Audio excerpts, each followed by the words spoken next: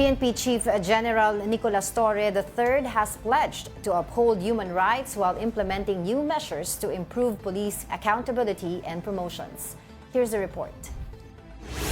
PNP Chief General Nicolas Torre has visited the Commission on Human Rights to acknowledge their important role in protecting human rights. In his speech, Torre assured the CHR his new directive to increase police arrests as a performance measure will be carried out with the utmost respect for human rights.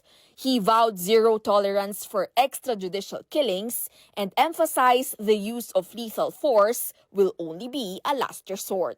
The CHR is our boss on the protection of human rights. Bawa ang pulis na ang lumabag ng karapatang pantao na isang tao, ayan na ang CHR. And I do recognize at ako'y nagpapasalamat sa CHR for keeping us always in check and being a partner of the Philippine National Police in ensuring that everything that we do is within the ambit of the law.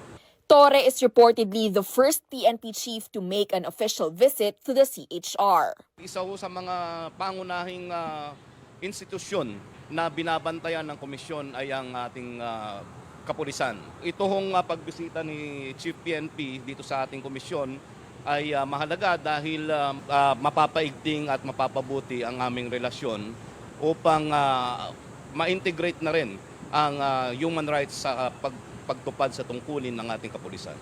Meanwhile, Torre has also introduced a new requirement for police officers seeking promotion, affidavits of arrest.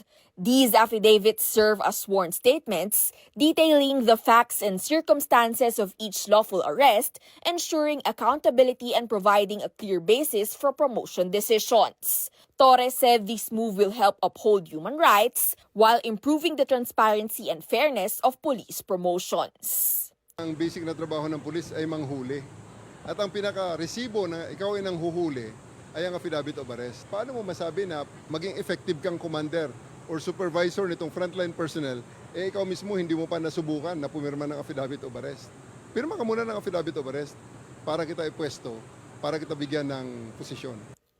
For News 5 Caricator, we are One News.